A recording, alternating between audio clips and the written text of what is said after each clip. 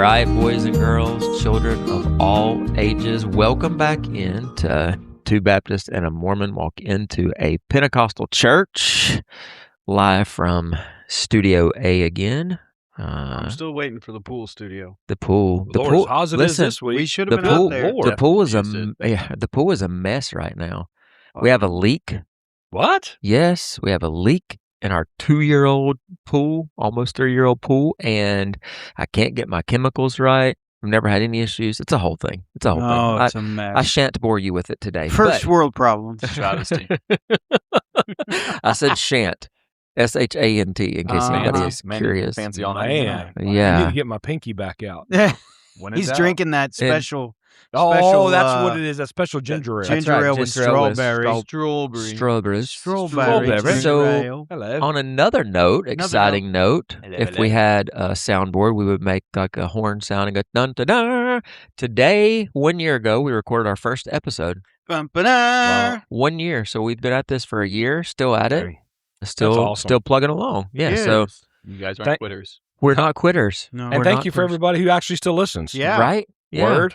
Shout out. It's exciting stuff. So yeah, so we have a special guest tonight. We do. We have a special guest. You've already heard him talking. He's just kind of been hiding. Was I not supposed to be speaking? You can talk. You're a little bit far away from the microphone again. There, slide up. Was on I it. not supposed I think you should speak with an So- accent so nobody knows who you are. So you all make welcome Clint Starling. All right. So Clint Thank you. Thank you. was my business partner for a while. He leads our security and usher team at the church. He has just most recently been my daughter's boss. So he's very tied in. He's family with us, and he's a brother in the Lord, and he's on with us today. So welcome in, Clint. Thank you. I appreciate that. Yeah. We just got back. Clint and Tasha went with us on a trip. We just got back from a trip. We went to I want to the talk about it. Keys and had a nice relaxing time. And more big news than that. This is the Uh-oh. biggest news of the night. Here it is. Bring it. Oh, what is it? Jer Bear is a grandfather. Don't know who's that guy. Nobody know who that guy is. What a cute name. No. So I am a grandfather. What are you, grandpa, pappy? We have yet to decide. Sounds like it's I'm Jared. voting for late Jer Bear. now. Listen, he can't talk. But He's it's- 2 weeks old. Listen, I'm we can voting have a Jer quorum Bear. right here. No. Jer Bear, raise your No. hand. Jer Bear. My hand is up. I am Jer Bear, gonna put us up. tell you. It's like my father used to say. Sure, we can have a democracy, but I hold 51% of the vote. Oh, wow. Wow. I bet Christina holds 51% of the vote. I bet. yeah, no. Even for me. We're vacillating here Oh, between. my God, the words. Wow. They're I just can't. everywhere. I can't. Where is that pinky? Vacillating? No, yeah, What do you- between. We're contemplating. We're Oh. deciding between. I'm going betwixt Ooh. Papa J Mm. or Italian for Grandma is Nona. And, Christina's half Italian. And so, but the Italian for Grandpa is Nono. And I just don't That's think I can perfect. have my grandkid call me Nono. No, No, no. No. Yeah. I like I'm it. not sure I could do that. That So might it be may better be than- maybe might be Nona better and than Papa Jerry Bear. J. Yeah, it's definitely better than Jerry Bear. Papa But J. J maybe. Yeah, I'm Oh. here for it. Yeah, so Jer Bear works. Yeah. Jer Bear's good. Nope. I like Right it. back So to it. congrats. Yeah. Nope. Congrats, I mean, Jeremy. Congratulations. Yeah. Also, other exciting grandkid news. Edie is soon to have Yeah. her newest little one, and Cameron and Dylan's adoption of Ezra is finalized at the end of this month. Lots of Yes. exciting Lots of things good here stuff in the, going on. Big stuff. in the baby world. So, It's awesome. all right, enough catching up. Moving on to why we're actually here tonight. So this episode, we're recording 2 tonight, and in the next episode, you're going to hear Clint's wife Tosh. She's here. We'll get into that Really? next time. Yeah, she just came in. She didn't get to eat with us because she was All late. right. But we had some more spaghetti tonight. Oh, it's good. A little It was Caesar good. salad, Bucatini. bucatini, Yeah, those things. bucatini, Man, The those- noodles the with thick noodle. I'm ruling now. and we're gonna have cake in between podcasts That's tonight. because of Celebration. 1 year. Yep. Yeah, Anniversary wonder- party. yeah. Is there ice cream for the cake? Sure. I always keep Okay. ice cream. Have you ever known me not to have ice cream, Jeremy? I'm just, First place we tossing it stopped out when we there. went on Yeah. that trip. Right. We got ice cream at the You get Wendy's ice to cream. take back to the You, house. you get off the plane and it's either ice cream or coffee. 100%. And we did Or both. both. I think both happen. We had Both lots of Cuban happened, coffee. I'm sure. Fair. Again, we digress. Come on, guys. Keep it together. Okay. Get back. So this is episode 42. 42. I know I said we've been doing it a year, so we've missed apparently 10, which is not that bad. I felt It's like not we bad. maybe missed more than that, to be honest. Truly. but we didn't. Okay. 10's not bad for the amount of travel that we all did and the places we've been. All the places we'll go. Dr. Seuss. Okay, so Mr. Seuss. this is church hurt. No, but for real. And I named it that because I'm not trying to step on anybody's church hurt, right? We've all experienced some form of church hurt. But I'm not talking about, the pastor didn't call me back, or he didn't smile at me when he was preaching, or she said this, or not that kind of church hurt. I'm Didn't talking give me a about position. for real church hurt. And so I've known Clint's story for a little while, and I asked him if he would be interested in sharing what he walked through and in a previous situation in his life with actual church hurt that turns into when a shepherd has teeth and he actually bites versus, oh, my feelings got hurt. And there's a difference, and I want to call that out. So, Clint, let's start out with, give us a little bit of the history of your faith. Like, were you born and raised in church? Like, tell me a little bit about that, and then we'll dive into the story. All right. So real quick, though, I feel like I should say, I don't know that church hurt is an accurate term. Okay, even better. Tell me. I've been kind of thinking about that, and it's more like a pastor or a leadership hurt, right? So with us, it wasn't the church. The church was great. The ministry was great. It was more of a specific person. And I think for most people, that's what they find. It's a specific person's leadership. It's a pastor. And so, you kind of lump church hurt as like the church has done this, but accurately, it's a person's done this. Yeah. An individual. Yeah. Well, I saw a thing one time that said if you go to Taco Bell and they mess up your order and they offend you, you don't get Taco Bell hurt. Yeah, it's not Taco Bell's fault. Right. You don't never go back to Taco Bell again because you got Taco Bell hurt. You may not go back again because of lettuce. It's homeboy throwing the stuff in the bag. Yeah, but No, absolutely. Yeah. but church hurt is the only thing we label Right. as the entire entity Yep. instead of just somebody Yeah. did me wrong. Which gives church kind of a bad rap. Sure. Yeah. So, but I grew up in Florida, and I think about 4 or 5, my parents decided to start getting into church. They went to an Assemblies of God church, which is how I was raised. And AOG, whoop whoop. Yep. And in that frame of time, my parents kind of pulled out of school. They started homeschooling their kids. Somewhere in that, I think probably about 12, 13, they started home churching, maybe 14. Started doing a home church. And then we moved to Tennessee and tried home churching. There wasn't a whole lot of families in the area we were at. So they joined a church in East Tennessee where we were at. And we kind of attended that church. It was, again, Assemblies of God. And I went from just attending, going to youth, to basically becoming an assistant pastor at that church. I was the pastor's right-hand man, traveled with him, did stuff with him, all the things. Ran the usher team, sang on the choir, all that good stuff. Tasha's family was also at that church as well. So in that time frame, Tasha and I started seeing each other, and then we got engaged. And about the time we got engaged, the pastor of the church split. And just kind of, we had Sunday morning. I opened the church doors, got everything ready, and homeboy never showed. So, Surprise. So Wow. we went through praise and worship, gave some announcements, kind of did our church service, and then kind of just ended, kind of wrapped it up. I locked the doors, counted the money, put the money in the safe, all that kind of stuff. And then found out the next day that pastor had left and gone. He had split Tennessee, hit up New York, and moved in with his boyfriend. Oh. So it was kind of a big shock. This was somebody that I was kind of the assistant pastor for and all that kind of stuff. And it was a big deal. And I'm sure nobody really, obviously, like, you don't see that coming. No. You know what I mean? Like Yeah. because everything's going, right? Everything's going, and then all of a sudden just doesn't show up. Not on your What? Sunday bingo card, that one. Yeah, no, right. Yeah. And Talking about he was married and had 4 kids, and my family was super close with theirs. Tasha's family was super close. I mean, it was really probably about 150, 180 member church, so it was pretty tight, very family atmosphere, and we kind of got to, Tasha and I were enough in our far enough in our engagement that we made a decision to find a church.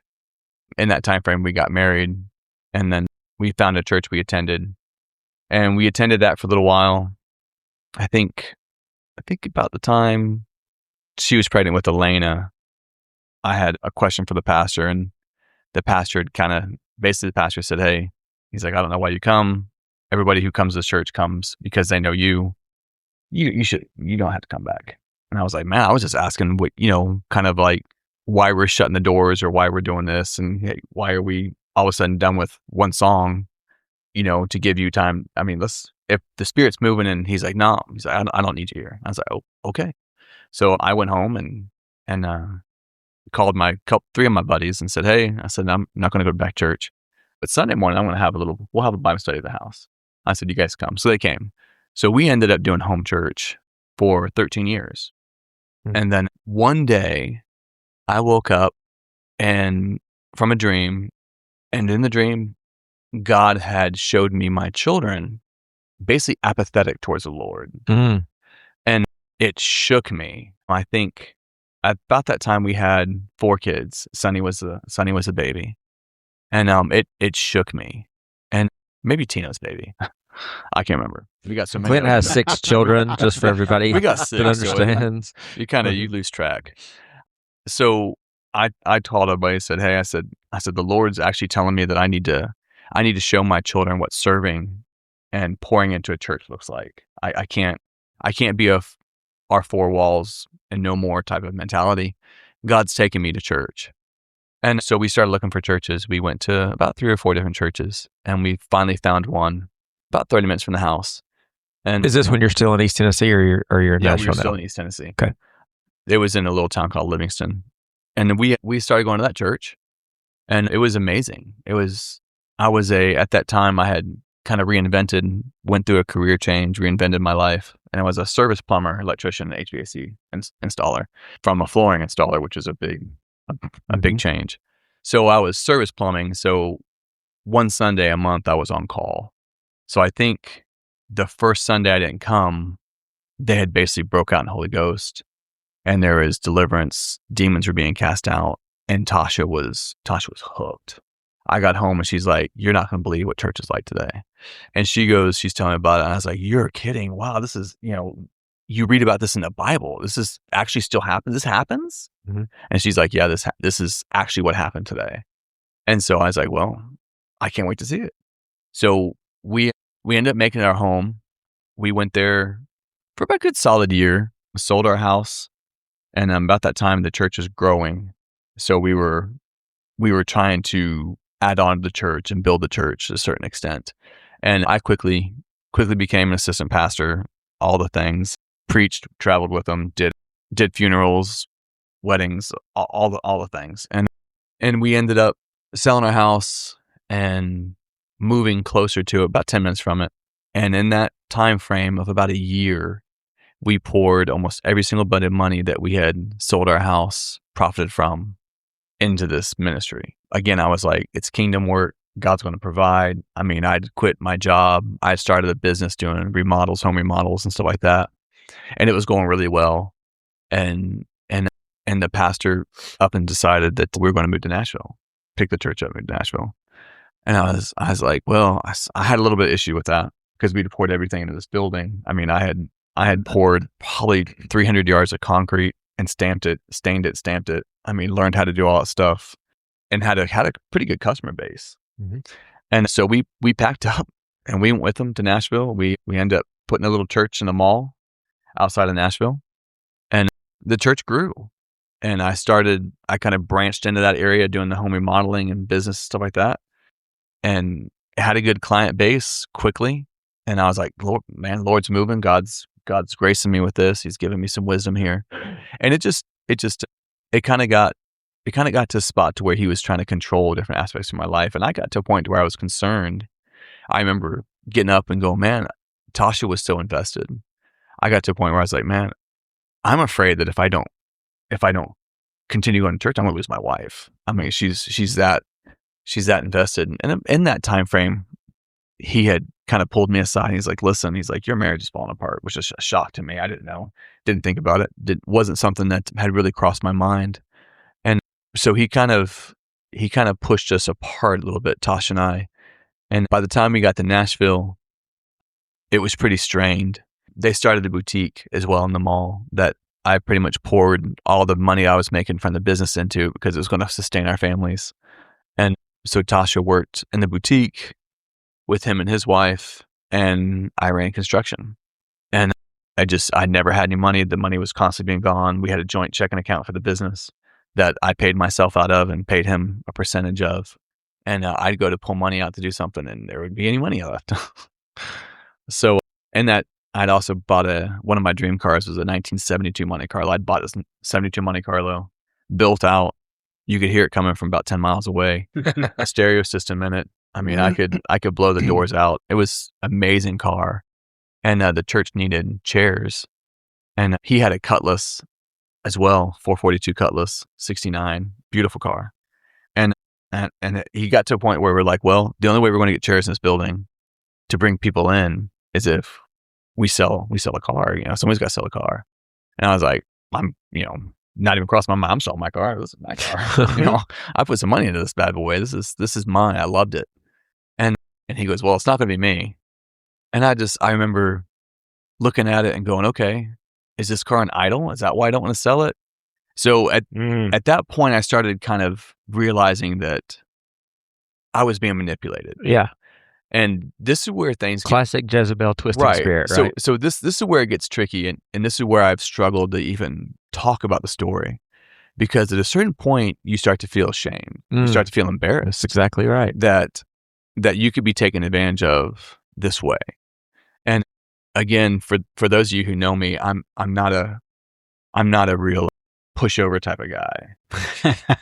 I say what I want to say when I want to say it, and that's why we love him. That's right. Always know where you stand. As a matter of fact, one of Crystal's favorite things to say is she kind of laughs. She goes, "Look at the grace," because I've learned to be a little graceful in my speech. But so this is totally uncharacteristic of me to be kind of like whooped by this, So classic case manipulation. My money has always been emptied out. It was a bad situation.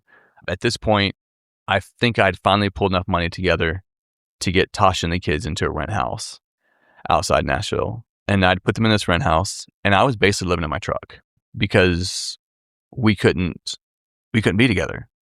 He said that we were incompatible. We need to get a divorce.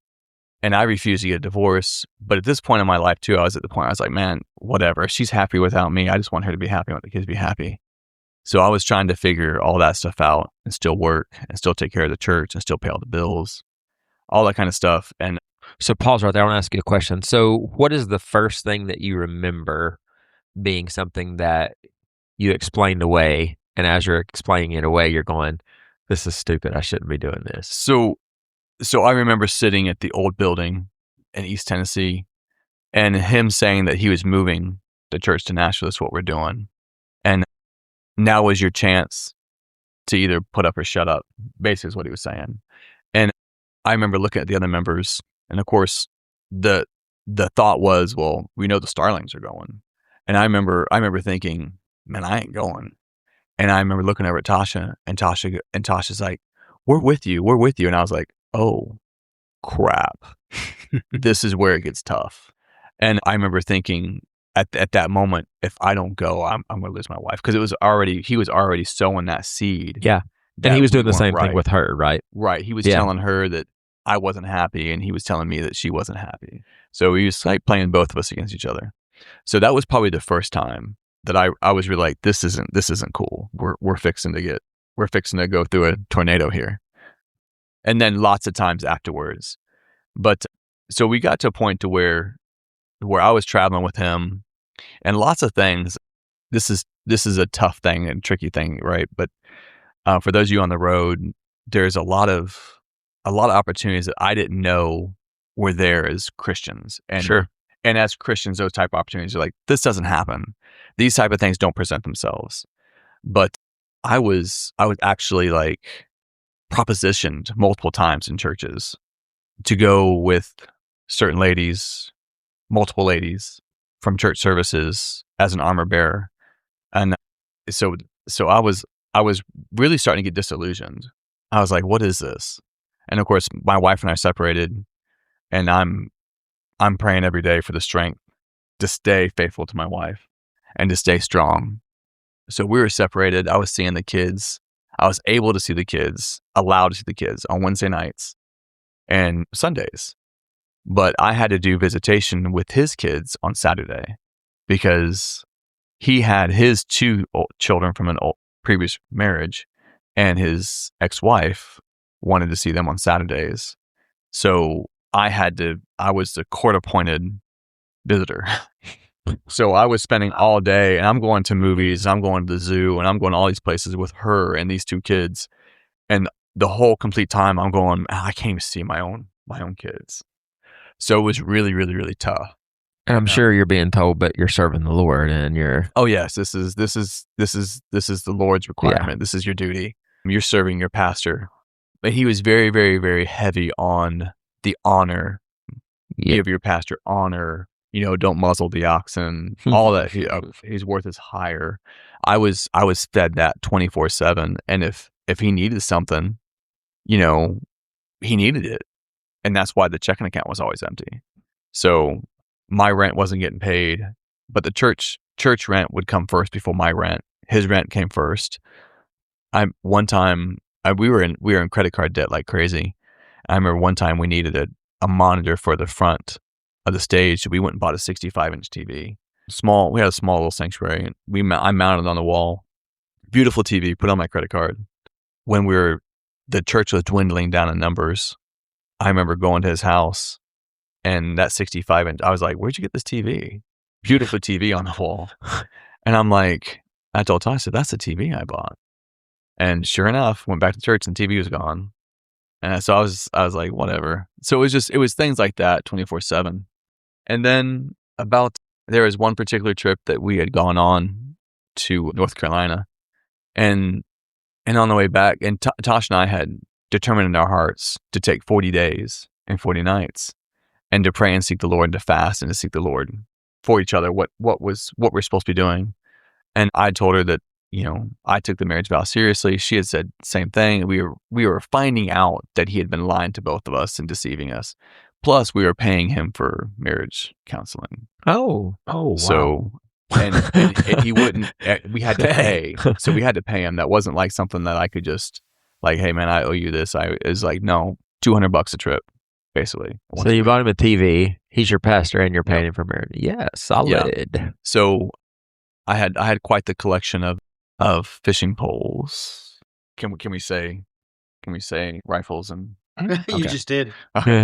So I had quite the collection. I basically sold every single one of them to pay for our counseling. You can say pew pew. Pew pew. Lots of pew pews. So we'd sold all that stuff, and basically we had kind of just, I was down to where we didn't have any money, and I got back from that trip. It was about 12 o'clock at night, and I called Tosh. I was like, listen, I said I'm coming over. It'd been 40 days, 40 nights, and we had been praying. And I said, I believe God's giving me an answer. I want to come see you. So I drove over there, and actually I left his neighborhood and I went the other direction in case he was watching. That's how controlling this guy was. Gone the other direction so he couldn't see where I was going. Gone over to the house. We lived about 10 miles from their house, and got us to the house, and Tosh and I stayed up all night just talking and praying and just being together, just doing what you're supposed to be doing, and in a marriage, just communicating and talking about what had happened and where things had gone wrong and what we had allowed to come in between us. And so I left before the sun, because I didn't want the kids to be messed up. So I left before the sun came up, went back, slept in my truck in a parking lot somewhere, and went to work. And I called Tasha and I was like, listen, I said, I think we're good. I said, but I don't want to move back yet. I want to give us a couple more weeks and really double down and seek God. And she's like, whatever you say, that's what we're doing. So that's what we did. And I told the pastor, I said, listen, Tasha and I'm moving back in the house with Tasha in a couple weeks. I said, right now we're praying. He goes, I really counsel you not to do that. I said, well, at this point, I don't really care. What was his reason for counseling you not to do that? He said we were incompatible. We Huh. weren't. It's a solid biblical reason. Right. And I was like, listen, we've been married for over, I think at that time, about 20 years. I think it was fixing to be our 20th anniversary. Mm-hmm. I said, man, we've been married for 20 years. I said, I think I'd know at this point. Incompatible, yeah. Yeah. I said, I think at this point I would know. I said, and here's the deal, man. We got 6 kids. I said, we got to be compatible. I said, right? I said, this is facts. And he's like, well, I'm not going to change your mind, obviously. And I said, well, you're not. This is what we're doing. And that was the first time I'd really kind of stood up and said, I'm not doing this. But then he started getting more hostile towards the kids, towards me, towards Tasha. And I can't remember when we had come to Restoring Hope for the end of a conference in November, actually. 2018. 2018. Because we had just moved. No, maybe it was 2017. I think we had come right beforehand because I guess it was. It had to have been 2018. Yeah, because you guys started coming right after we moved. I think that's what it was. So we were 19 years married, fixing to be 20. And basically at the end of the message, they took an offering. And I looked over at Tasha and I said, we had got back together, we were living together, and I said, how much money we got in checking account? Of course, we're dead broke. All the time we're dead broke. Mm-hmm. I'd work all week long. We'd take the money. We'd do what we could with the money, and we'd pay the bills on the church. So it's just the way it was. So wild. And I couldn't get out of it. There was just no way. And I said, how much money we got? She goes, we got $37.12. And I said, tithe it. I said, just give it. Just write the check. Whatever you got to do. I said, put it in the offering basket. I said, it's all we got. I said, this is what we got. And man, I'll never forget. And I've spoke about it at church, but we got to leave. And on the way out the door, somebody stopped me and gave me a $100 bill. And I was blown away. And then Chris Bouch met me. He goes, hey, he's like, we got tons of turkeys and Thanksgiving dinners here left over from this giveaway we did. Y'all want some? And I was like, and the $37 we had, that was for Thanksgiving dinner. Basically, I was like the widow. It's like, we're going to eat Thanksgiving dinner. We're going to die because work had dried up. And so we met Chris over at the trailer, and he pulled out a frozen turkey out of the deep freeze and gave us a bag of groceries. And I was like, thank you so much, man. I don't even know you. And he goes, well, we got tons of stuff. He's like, I'm going to give you another one. So he gave us 2 turkeys, doubled it, and another bag of groceries. And we took one of those turkeys, one of those bags of groceries, and we actually went to our pastor's house at Thanksgiving dinner with one of those turkeys and meals with them. And the next day, I told him that we weren't coming back, that I was done. We'd already been to Restoring Hope. I think I'd been to the barn Bible study once or twice. Yeah. And I was like, we're not coming back. And he goes, where are you going? I said, none of your business. He said, well, he's like, I kind of saw it coming because you don't see me as your pastor. And I was like, yeah, you're absolutely correct. I don't. And so we went to the Bible study. I went to Bible study Saturday morning. The guy who had invited me to Restoring Hope and to the Bible study was there. He asked me to share my story, which I was extremely loath to do, but shared it. And the men at that barn, the Bible study, put together money to pay the month's rent we were behind that Saturday while I was there. And then one of the other guys is like, hey, he's like, I got a job for you. Start Monday. He said, I got a job for you. He goes, I said, I'll take it. And he said, you want to know what it is? It don't matter. I said, I got to work. I'm in. Right. It doesn't matter. So that was a turning point. I think it was the first week in December. And that was a turning point for us. We turned our back. But I remember thinking, we came to Restoring Hope Sunday, the day after the Bible study. And I remember, I think Pastor Meda actually preached, and she preached getting out of Egypt, leaving Egypt. And I was like, this is my sermon, you know? And I let Tosh say, this is where we're going. But never, I'd like to stress in that never once in any of these times did I ever think we can't go to church anymore. Never once did I become so disillusioned with the Lord that I wanted to quit. I became disillusioned with a ministry. I became disillusioned with a man, but never once did I say, I'm done with church. Yeah. which was a big Did it deal. make you question God though? I questioned God's purpose. I didn't question God, but I questioned why God would put me through that 3 years of hell, Yeah. literal hell. And so I questioned God's purpose, and it took, I'll be honest, man, it took me a couple of years to where I could actually come to grips with the fact that I was where I was supposed to be, and that God had used everything to get me here for that purpose. Because if I hadn't quit home church, I'd still be sitting on 13 acres in the middle of nowhere doing nothing. And God brought me and my family out of that and put me serving in ministries that, I mean, the ministry I was with there for a while was crazy.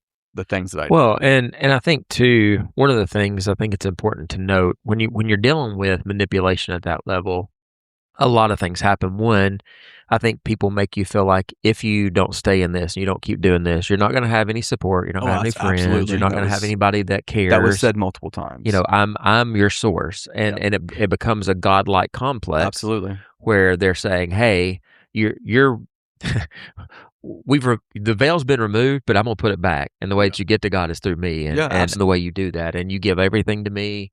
You're even ultimately sacrificing your family for a pastor or a ministry, right? And it becomes a very dangerous place to be because we're taught in the Big C church even that to respect spiritual authority, and there's a truth in that. But there's also a major danger in that.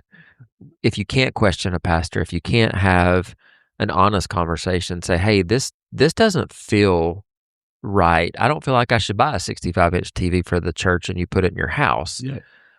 But again, if you feel like what you're doing is serving the Lord, you figure out how to just brush it off and go, well, you know, I'm serving the ministry. Well, that was the thing. The whole time, everything was back around to the Lord's going to provide. You know, and without this, you have nothing. Yeah. And so it was a constant. I remember one of the times Ever Strong Hope that I was in the altar, one of the prophetic voice at the moment I can't remember. They were praying over me and they said that you've gone through all this stuff, you've had all these things said, and the manipulation, and we need to break the word curses off. And instantly I remembered word curses like, without me you'll die. Without this ministry, you won't survive. And all those things. And I was just like, oh my gosh, those were word curses. It was like a revelation. Sure. And I literally stood there recounting word curses from childhood even. You know, you guys have heard my story about my parents. And just word curses from childhood through that ministry. And even things that I'd come into agreement with by not denouncing it or saying, no, I don't agree with that. So basically coming into agreement with things that were spoken over me as gospel truth. Yeah. You know. Well, and that was going to be my next question is how do you untangle God and what you think God is saying when it's said through the person that's supposed to represent God? That's a tough one. Again, you know, like I said originally, you can get so hung up on what you think is the voice. You know, when you said this yesterday, you said you hear the truth, right? And you hear reality. You know what reality is. You know what the truth is. But what is the truth? Yeah. And I think it comes to a point at the end of my relationship in that ministry, I was taking everything and holding it up to what I knew the truth was, what the word was, what I should have been doing the whole time. Sure. But I was believing that he had my best interest at heart because he's my pastor. Right. They're supposed to. That's right. This is how it's supposed to work. And if he comes to me and says, hey, you're doing this, man, I want to take that. I want to learn from it. I want to be better. So for a long time I didn't. But at that point I had kind of lost faith in him. So I was taking it to the word and I was going, God, is this what's going on? Is this the case? All those things. And so it took multiple years. I remember one day I was standing up in the front and I was just watching the crowd, and Pastor Amanda came up and I was looking intently at the back doors because somebody had come in. The guy looked familiar. And literally I thought it was that pastor. And he knew I was going to church there, all the things. I wasn't hiding anything, you know. I didn't care. You could show up if you wanted to. And she goes, what are you looking at? I said, I thought I thought that guy looked familiar. And she goes, what would you do if he walked in? And I looked at her and I was like, honestly, I don't know. And she goes, well, when you can tell me you can pray for him, then I'll know that you're okay. But until then, she goes, I'm still praying for you to get better. Yeah. Because that means you've forgiven him. And man, it hit me like a ton of bricks. I was like, dang, I haven't forgiven this guy. And I was like, how can I forgive this guy? Yeah. You know, all the things that had gone on. Every day, multiple times. And I mean, again, I had got to a point to where I was like, you know what? My kids were probably disillusioned with church. My kids were probably disillusioned with God. They had to go to church because we made them. You know, we started going to Restore and Hope. There's no option. You're going to church with us. So again, they came to church with us. But I look back a couple years ago, we were having a conference, and I was at the front of the church, and I had just seen my oldest daughter serving in the cafe. My oldest son was back in the back on the camera running a live stream. My other son was in the parking lot. My daughter was helping in the kids class, Sonny, and then I think the only Tina and Sam were the only ones who weren't serving. And I was like, my whole house is serving the Lord. Yeah. And the only reason they weren't is because they're still they're still kids. Yeah, they're still too young. They were serving in their own capacity. Exactly. So I mean, it was one of those full circle moments. And I was like, man, the devil is a liar, because this is what was said. My family would die without that ministry, and now my children are all serving the house of the Lord, and they're happy in it. I was like, take that, devil. Yeah. You know, God, you won this one. So, do you think sitting back now, it's always, hindsight's always 2020, but do you feel that the Lord kept you there for all those years? Or do you feel that there were times where there was that inkling that something's not right, we should get out? But even though because you did stay, he was able to use it to bring you to where you are? Or are there things that you had, opportunities that were missed to get out along the way? Yeah. So honestly, I look back on it now and I'm like, it could have gone a different direction, but I believe that God had us there, and we learned what we learned, and we went through what we went through. So we knew what it looked like. I believe God was giving him every chance to see what true servants looked like, to see what true loyalty looked like. Cause I was loyal to that man till fall. I mean, I took people coming at him with knives. I dropped people in crowds who were trying to cut him, so I mean, he got to see what friendship and loyalty look like. And I think God was giving him every opportunity to change his heart. And I know that God had us there to learn something, because the things I learned here I use on the daily, and what I do for a living I use on the daily, because I had to see such a depravity in human nature that it's taught me to discern and how to discern different things. So yeah, I think God had us there for a purpose. And again, it was to bring us here. And if we had quit when he gave that little speech about moving to Nashville, I wouldn't have come to Nashville. Sure. Yeah. I mean, it's Romans 8:28, right? And all things work together. I think the thing that is interesting, and it's always interesting to me when I hear stories like this, because at the level that I know you and Tasha, you're very discerning people. Mm-hmm.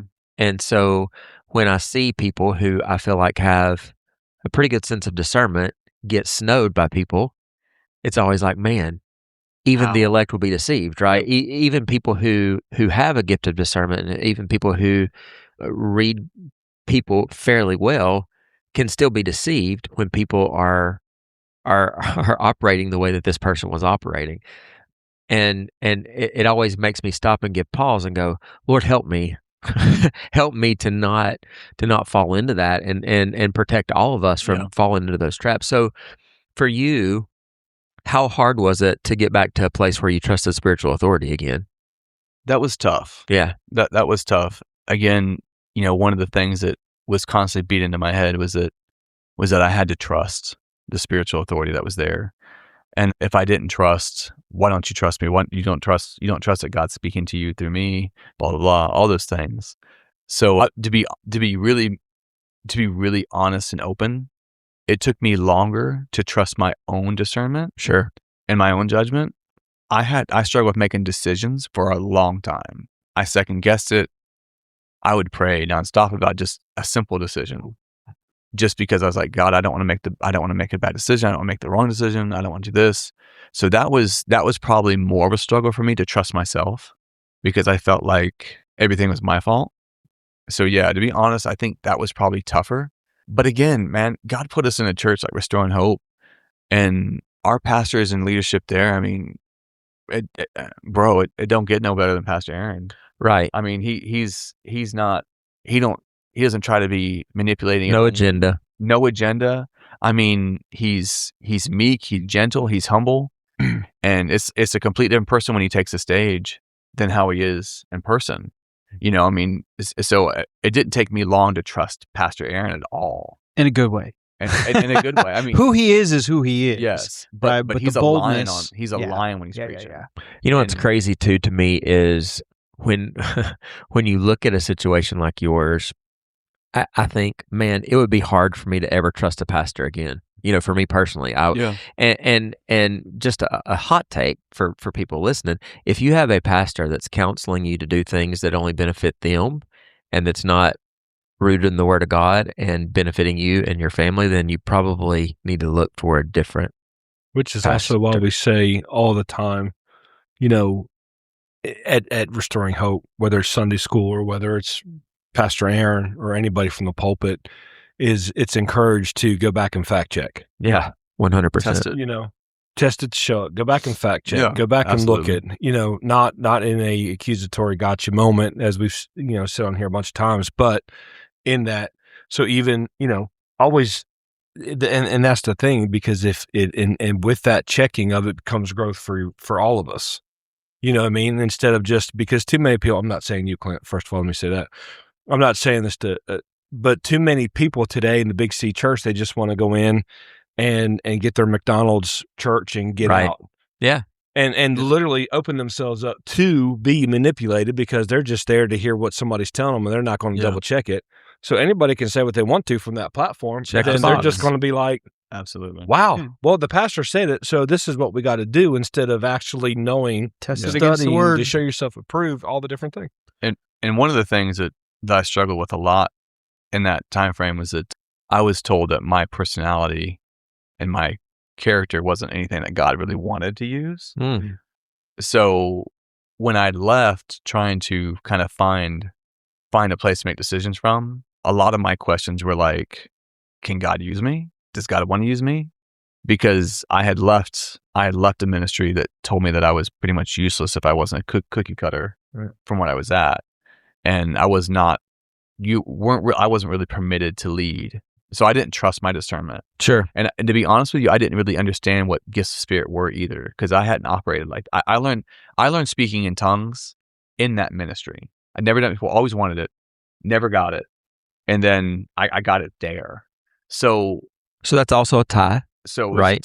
Yeah. So all these things, I knew I'd seen things. I knew I'd seen miracles happen. I'd seen healings happen. I'd seen demons cast out. I'd seen sick made whole. I mean, all these things I'd seen. I knew that God used this guy. I knew that God could use this man, and used him incredibly. So I couldn't trust my discernment, because my discernment inside is screaming, run. Yeah. Get away. And I knew what it was telling me. But I also was like, can I trust myself? Would I make the right decision in this? Because I was being told that I was useless, and it's one of the things that is so dangerous in Christianity. We associate salvation and gifts with the person that absolutely was there when that happened. Yep, absolutely. Right? This pastor saved me. This pastor helped me get the gift of tongues. This pastor healed me. This pastor XYZ. And our mindset goes to, okay, my allegiance is to this pastor. Yeah, this pastor did this. The Lord used Balaam's ass, right? It has nothing to do with the vessel. Which is a donkey. King James Version. I just wanted to say ass. Twice. Shocker. No, but that's the reality of the situation. And we place our thought process on, hey, this is this man or this woman that is the head of this organization, and they're the ones who brought me to God, so my allegiance is to them. The funny thing to me in that whole situation that you're just talking about, where you feel like you're worthless, or that you can't do those things, and that, without him, you're nothing. You obviously weren't worthless to him. Right. Your Right. loyalty was great to him, and he sure loved the fact of all the things that you were doing. And Exactly. again, going back and testing against the word, if your pastor is telling you you're worthless, not that you're fearfully and wonderfully made and that you have a purpose and that you have all those things, if you're in that situation, run. Yeah, absolutely. Run. There are times where, I mean, the reality is we're all worthless. Hmm. Sure. Every single one of Our us is righteousness is worthless. filthy Right, filthy rags, and we know what rags they're talking about.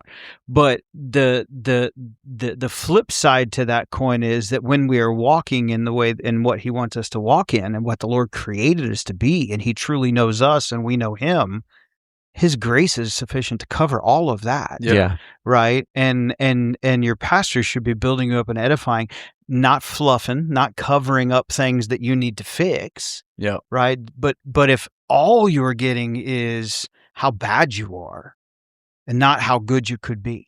Yeah.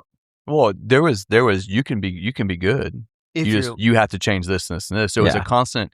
There wasn't any hope that it was this whole thing that the way you are now Well, doesn't work. and there's a difference in character and personality. You said that a while ago. Character is developed and changed, Yep. and should be, Should right? be. The more we become Christ-like, the more our character should change. Yep. Our personality, I believe we're born with our personality, Absolutely. and I believe that we're fearfully and wonderfully made, and our Absolutely. personality is for a very specific reason, and God uses that as a gifting. And it's not a red flag when somebody wants to develop your character and make you a better version of yourself, but it is a major red flag when they go, hey, God can't use you. Yep. right. Wrong. Yeah. God can and does use everybody that is a willing vessel. Wants to. Ezekiel 34, I want to read the scripture starting in verse 2. Son of man, prophesy against the shepherds, the leaders of Israel. Give them this message from the sovereign Lord. What sorrow awaits you, shepherds who feed yourselves instead of your flocks? Shouldn't shepherds feed their sheep? You drink the milk, wear the wool, and butcher the best animals, but you let your flocks starve. You have not taken care of the weak. You have not tended to the sick or bound up the injured. You have not gone looking for those who have wandered away and are lost. Instead, you have ruled them with harshness and cruelty. So my sheep have been scattered without a shepherd, and they are easy prey for any wild animal. Woe to you. Yep. Right? And that scripture, I was just thinking about that. I'm like, man, that is so spot on in this situation. It affected your life, Yep. but woe to this guy. Yeah. Right. Absolutely. If he doesn't make his heart right, and he may have at this point, I think there's been I pray that he has. some reconciliation. I know that you've I seen think him, but he's attempted. Yeah. but my whole thing is if you don't figure that out, you're going to be in a big ditch. That's right. And if we jump down to verse 11, it says, "For this is what the sovereign Lord says: I myself will search and find my sheep. I will find my sheep and rescue them. I will be like a shepherd looking for a scattered flock, rescue them from all the places where they were scattered on that dark and cloudy day. I will bring them back home to their own land of Israel among the peoples and nations. I will feed them on the mountain of Israel and by the rivers and all the places where people live." So all the bad, woe to you shepherds, but don't worry, because I'm going to bring my sheep Yep. back. And I feel like that's what has happened in your Absolutely. story, right? And you and Absolutely. Tasha are in a great place. Your marriage is, I would assume, as good or better than it's probably ever been. And I'd like to say so. yeah, I could probably ask her. I'll ask her in a little bit. We'll That see was what my she mistake says. last time. Clueless, right? Right. I'm taking your word for it. Exactly. So I want to end on a few things. One, in a situation where it has the potential to push you away from the Lord and drive a wedge even further in your marriage, tell me a little bit about how, for you guys, it did the opposite. So honestly, it caused me to. I had to seek God for me. I think previously to that, I had kind of looked at Tasha to hear from the Lord, which I think is a lot. Honestly, that's a lot of guys. Wives a little quicker to hear from the Lord, a little quicker to spend time in the closet, all those type of things. And it really caused me to dig in for myself, seek God for me, and get answers, which I probably wouldn't have done without. So with me doing that, her doing that, it changed how I pursued the Lord. Sure. Which is what made the difference in our marriage. Previously to that, I led the house, but I led the house kind of like, this is what we're doing because this is the way it's done. So I think that was probably the main catalyst the other catalyst, honest, and I've told people this before when I've talked to them, and they're like, the guy will be like, "Hey, she just wants some space." I'm like, "Give her some space." Honestly, for us, me living in my truck and going to Planet Fitness for a shower Yeah. probably was what did it, because it shook me to my core so badly that I knew that something had to shift, something had to change. And that right there probably was one of the main things that got us was the separation. Yeah. I missed her like crazy, but I knew there was no way that it was going to work unless something changed. And you always hear it, well, I'm praying for my wife. Man, stop praying for your wife, bro. Pray for yourself. Pray for you. So, I mean, that was another thing. I was like, God, what is it about me Yeah. that she doesn't like? What is it about me that you don't like? So that's what kind of shifted for me too. There was probably a difference, and it wasn't that you stopped praying for her, Right. but you also started praying for you. The big difference is correct. God to change. There you go. That's it. Yeah. Yeah. God changed her heart. Lord, God fix changed her. this. God changed that. In her. Instead, it's make me be the husband that she deserves and that you want me to be. Correct. I think that was that even that was shifted. Instead of being a prayer more concerned for what she needed, it became more of a prayer for what do you want out of me? Yeah. Help me be the man that you want me to be. Help me be the husband that you want me to be. Help me be the dad that you want me to be. And I think that's kind of what shifted in there too, because I went from one place then to praying for God to help me to be a better man for her to, okay, God, help me be the man you want me to be. Yeah. Yeah. And that's what kind of shifted. And I think that's what ultimately, and again, not being afraid to make a hard decision like, okay, we're going from 40 days to 40 nights. We'll talk here and there, this and that, but it's going to be tough, but this is what we're doing. And not being afraid to make a decision. And then again, we got back together.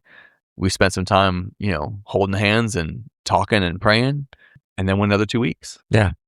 And I was like, at this point, I was like, it's not going to hurt me. No. And it can't hurt her. Here's something else too. I'm not telling you that you shouldn't be submitted to spiritual authority, because I believe scripturally that we should be submitted to spiritual authority, but it has to be healthy spiritual authority, that's right? right. And I think you have to be really careful with not replacing a pastor with the Lord. I can't submit to spiritual authority if they're not submitted to the Lord. That's right. And when things that pastors say don't reflect what Scripture says and the character and nature of the Lord, then you can't be submitted to that. And that's the red flag. That's the thing to watch out for. If they're saying something that is in disagreement with the word, then you go, yeah, you know what? No, thanks. I appreciate it. And God bless you. The flip side of this too is that you have to be, as a man, you have to be somebody that your wife can be spiritually submissive 100% as well. As Christ loved the church. So we look at it and we're like, okay, well, I can't be submitted to this guy. Well, what's your wife saying? Are you presenting? Are you the man that your wife can be submitted to as well? Because again, that's how order works, right? So you have to be that person as well. There's two different follow me's, right? There's follow me, and there's follow me as I follow the Lord. Yep. And they're two very different things. And if I'm telling people to follow me, then I'm out of place. If I say follow me as I follow the Lord and I'm actually following the Lord, then spot on, go for it. The best leader is the one who gets out front and leads and shows how to do it. Yeah. Not just being a leader pointing the direction of what to do. You guys go do this. Yeah. I'm the boss. Go. Yeah. Mm-hmm. Go feed those chickens. Go feed those horses. Yeah. That's not funny. I don't have chickens anymore, John. They're all dead. Underhanded dig. Too soon? That was rough. It's fine. 36 chickens and a rooster, all gone. Anyway. I thought you might have had one flying around, but I guess I didn't. We're missing them nice eggs. Right. But you know what? At the end of the day, real quick, because I know we've landed. At the end of the day, though, it's come down to? It comes down to heart posture. It sure does. Again, with that, Clint, like you were saying, your 40 days, you sought God. Wasn't about your wife. It was about, okay, God, what can I do to change to be the better man I need to be? Yeah. Checking yourself, checking your heart, checking all of that. And, we say it jokingly at times, but the truth of the matter is, again, No, it's heart posture. It's all about your heart posture in the way you approach everything. And the thing is, sadly, is it's not just churches where this unfortunate manipulation happens. Oh, for sure. It's everywhere. in ministries. It's Families. there's a lot of different things like that. Here's what I'll say about Clint, and I would say this behind his back as well as to his face. Ouch. Clint, no, I love you. You know I love you, and I respect you. And Clint is, I've watched you grow and morph in the, 8 years that I've known you now. About 8 years. And It's crazy. Clint Yes. is one of the people that is constantly going, hey, I want to be better. I want to be better than I was yesterday. And it's funny watching you grow from this gruff personality to becoming a softie on some levels and being tenderhearted I think I cry every Sunday now, which is fun to see. embarrassing as well. But I do. turn around and the guys are looking at me like, "What's wrong with you again?" I'm like, Crystal's the one who makes fun of you. Yeah, Crystal laughs too. Christina. But I do love it. Like when, and even now when that older, more aggressive Clint shows up, like, and this is my personality too, but I'm like, hey, that felt really aggressive. Sorry, I didn't mean for that to feel aggressive. That those are the type of things though that I love to watch people go, man, even at the level of spiritual maturity that you were, being an assistant pastor and all these things through the years, watching you still continue to grow is a really cool thing. So I appreciate that. yeah. There's always room for growth, that's for sure. So I love you. I appreciate that. I don't have a problem saying it. I love you too, bro. You don't have to say it back. I'm married to Crystal. Oh, I'm sorry. Sorry, then forget about it. I'm just kidding. She tells me she loves me. Yeah, so episode 42, 42. Church Hurt. In the books. No, but for real. Both. That's for real church hurt. Holy cow. I've had people actually, I would struggle. somebody else told somebody my story, and they actually quit going to church because they were that offended by it. Listen, And I think something to really push on is that Tasha and I were never, we made a decision when we came to Restoring Hope to not be offended. Yeah. We sat down together and we're like, listen, we're going to go to this church. We're making a covenant right now with God that we will not be offended. And I've had lots of opportunities to be super offended, but we've not been offended. We didn't come to church with the thought process that was going to happen. But I've had people be so offended with the thought that this could happen in ministry. Yeah. Which, again, it's a shock. And it shouldn't happen in ministry, right? It shouldn't. It amazes me when I think about it. Yeah. The levels and the things that happened and the things that I've seen in ministry. Yeah. And to go, how does that even happen? You shouldn't have to see somebody, the same person, week after week after week after week after for years, and then all of a sudden, then manifests a demon in an altar. Yeah. Those are the type of things you're like, this doesn't happen. This person goes to church with me for years. But this is the type of stuff that's in ministry. It is all day long. The offense happens. The bad pastors happen. All these type of things. All this hurt is there. And here's a quick litmus test on if you're in a situation like that. If you start talking about your relationship with your pastor and your church and you're having to explain and defend things that are happening, that's a red flag. It's a red flag. If you're going, yeah, but I mean, that doesn't, not like you think, like it's not, that's a problem. Right. And if that's happening, you need to have that conversation with your pastor or with somebody that you trust from a spiritual level and going, hey, check me. Am I wrong? You need to be praying differently than what you're praying. Yeah. For sure. Yeah. So that's it. Clint, thanks for joining us. Thanks for having Word. We appreciate it. I live down the street so anytime. Yeah. Yeah. Holla at your boy. Where you were born Pentecostal, so you're not a Baptist or a Mormon. I don't know. We'd have to change the name if we have you back. I tell my kids I was born in the igloo in Alaska, and with the wolves and stuff, just for warmth. And then moved to Florida. Moved to Florida, right? Moved My to dad Florida. got out of the military and was like, forget this crap. I'm out. Or no more ice cubes. That's perfect. All right, guys. Well, thanks again for listening to Two Baptists And a Mormon. Walk Into a Pentecostal Church. And subscribe everywhere you get your podcast.